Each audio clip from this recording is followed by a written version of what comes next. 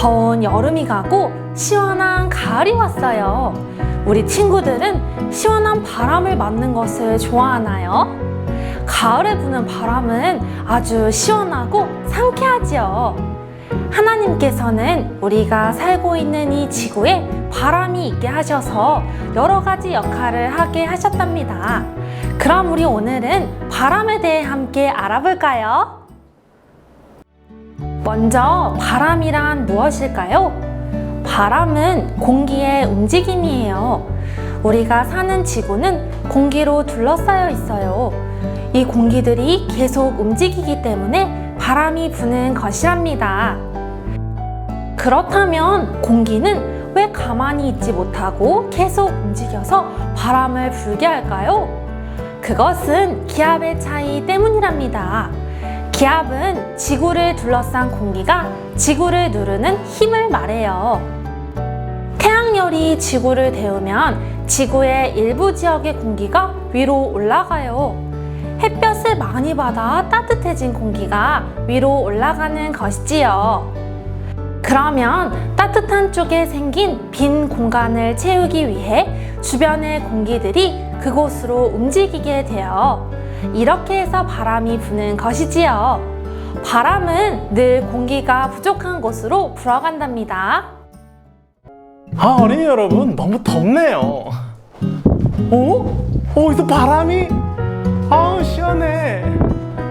그만. 그런데 친구들, 바람에도 이름이 있다는 것을 알고 있나요? 바람이 처음 시작된 방향에 따라서 이름을 붙인답니다. 그래서 동쪽에서 서쪽으로 불어오는 바람을 동풍이라고 하고, 반대로 서쪽에서 동쪽으로 부는 바람을 서풍이라고 하지요. 바람은 동서남북쪽에서 불어오는 바람의 이름 말고도 예쁘고 재미난 이름이 있어요. 산들바람은 시원하고 가볍게 부는 바람을 말하지요. 실바람은 골짜기에서 부는 바람으로 아주 살살 부는 바람이에요. 칼바람은 아주 매섭고 독한 바람을 말하지요. 이처럼 바람은 부는 방향과 세기에 따라 여러 종류의 이름이 있답니다. 친구들, 그런데 이런 바람을 아주 잘 이용하는 친구들이 있어요. 누구일까요? 바로 새예요. 새는 날갯짓을 해서 하늘을 날기도 하지만 날개를 펴고 가만히 바람을 타고 하늘을 날기도 해요. 독수리는 가만히 날개를 펴고 오랫동안 날 수 있답니다. 또 높은 산을 넘어갈 때 많은 날갯짓을 하지 않아도 올라가는 바람, 곧 상승 기류를 타고 넘어갈 수 있지요. 친구들, 이것이 무엇일까요? 이것은 연이에요. 연도 바람을 이용하지요. 연을 날려본 적이 있나요? 바람을 잘 이용하면 연을 아주 높게 날릴 수 있답니다. 그런데 친구들, 바람이 아주 중요한 역할을 한다는 것을 알고 있나요? 바람은 눈에 보이지는 않지만 여러 가지 중요한 역할을 한답니다. 먼저 바람은 우리를 시원하게 해준답니다. 가을에 부는 바람은 정말 시원하고 상쾌하지요. 바람은 또 어떤 중요한 역할을 할까요? 바람은 꽃들의 씨앗이나 나무의 씨앗을 멀리 옮겨주기도 해요. 민들레씨가 바람을 타고 날아가는 것을 본 적이 있나요? 이것은 정말 멋진 장면이랍니다. 이처럼 꽃이나 나무는 스스로 움직일 수 없지만 바람이 씨앗을 옮겨주어서 여러 곳에 싹을 피우고 꽃을 피울 수 있답니다. 바람은 또한 아주 강한 힘을 가지고 있어요. 친구들, 커다란 바람개비와 같이 생긴 것을 본 적이 있나요? 이것은 바람의 힘을 이용해서 전기를 만드는 풍력 발전기랍니다. 풍력 발전기에서 만든 전기로 우리는 전등도 켤 수 있고 핸드폰도 충전할 수 있지요. 바람의 힘으로 전기를 만들 수 있다니 정말 놀랍지요? 그런데 친구들, 사람들이 더운 여름에도 시원한 바람을 느낄 수 있도록 만든 물건들이 있어요. 옛날에 우리 조상들은 부채를 사용해서 시원한 바람을 느꼈답니다. 그런데 오늘날은 에어컨과 선풍기를 이용해서 시원한 바람을 느낄 수 있답니다. 에어컨과 선풍기 덕분에 우리는 더운 여름에도 시원한 바람을 느낄 수 있지요. 친구들, 그런데 바람 중에는 아주 무시무시한 바람도 있답니다. 바로 토네이도예요. 토네이도는 거대한 회오리 바람으로 깔때기 모양으로 생겼지요. 토네이도는 세계에서 가장 센 바람으로 열차를 감아 올릴 만큼 강하답니다.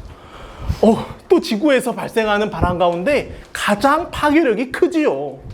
토네이도가 휘슬고 지나간 자리에는 아무것도 남지 않는답니다.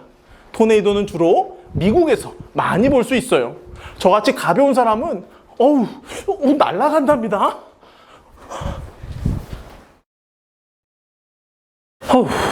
이제 좀 바람이 잠잠해졌네요. 근데 우리나라에도 아주 무시무시한 바람이 있어요. 바로 태풍이지요. 올해에도 태풍이 왔다 갔답니다. 친구들, 여름에 비바람이 몰아치는 것을 체험한 적이 있나요? 태풍은 세찬 바람과 함께 비를 함께 몰고 오는 거대한 구름대랍니다.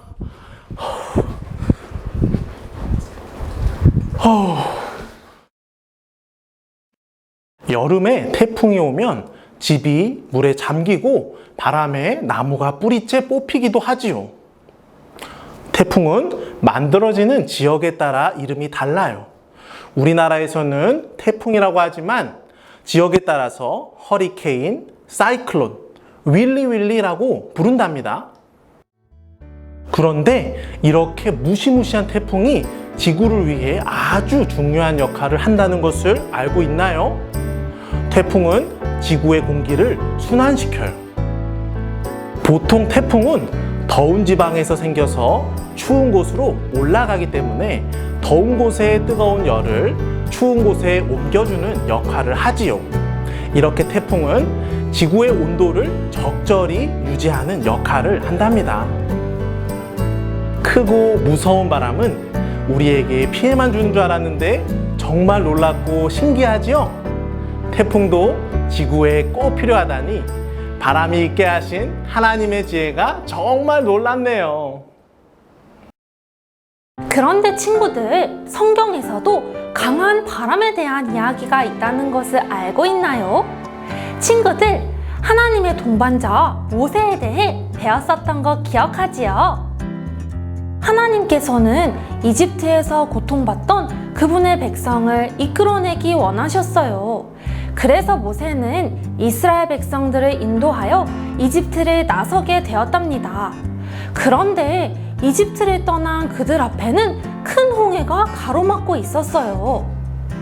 그런데 바로 그때 하나님께서는 모세에게 홍해 바다를 향해 손을 뻗으라고 말씀하셨어요. 모세야, 너는 너의 지팡이를 들고 바다 위로 손을 내면 바다를 갈라라.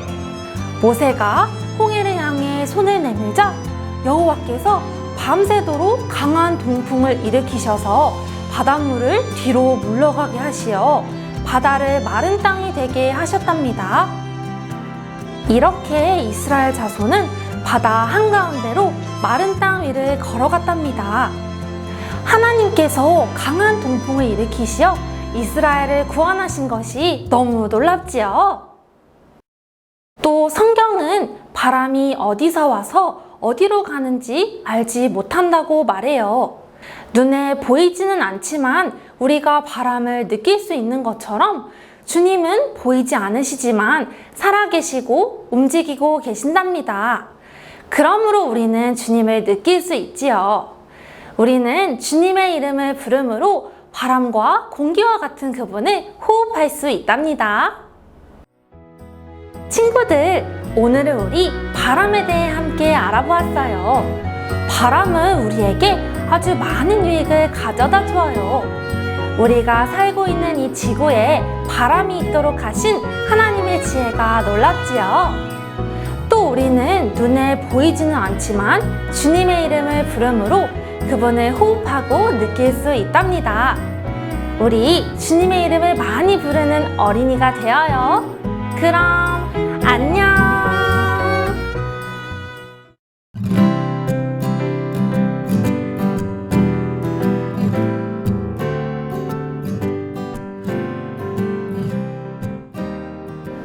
어린이 여러분, 안녕하세요. 하나님께서 창조하신 바람에 대해 잘 배워보았나요? 지금은 재미있는 만들기 시간이랍니다. 우와, 친구들, 여기 새들이 바람을 타고 훨훨 날고 있네요. 우리는 오늘 바람을 타고 하늘을 나는 멋진 새를 만들어 볼 거예요. 재미있게 잘 만들어 봅시다.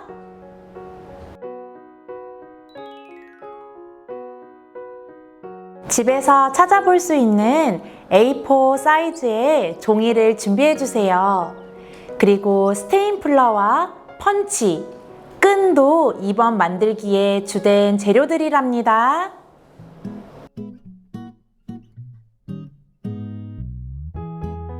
새 만들기를 시작해 볼까요? A4 사이즈의 색지를 반으로 잘 접어주세요. 그리고 양쪽의 종이를 바깥쪽으로 똑같이 말아준 후에 스테인플러로 찍어 튼튼하게 고정해 주세요.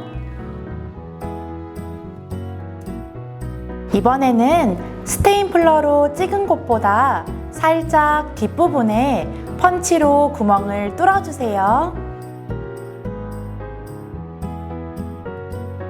새의 몸통이 완성되면 새의 눈, 부리, 꼬리, 깃털을 멋지게 만들고 꾸며보세요.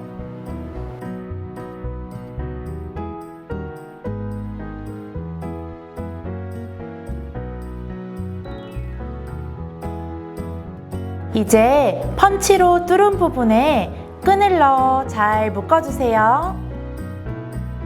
친구들, 다양한 색상과 모양을 가진 바람을 타고 하늘을 나는 새들을 만들어 보세요.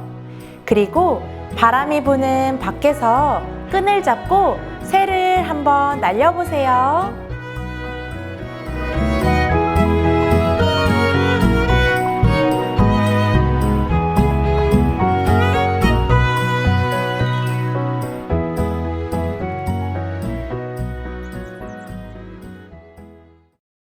친구들, 재미있게 잘 만들어 보았나요?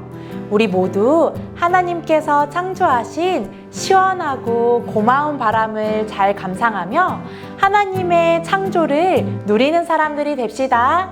그럼 안녕!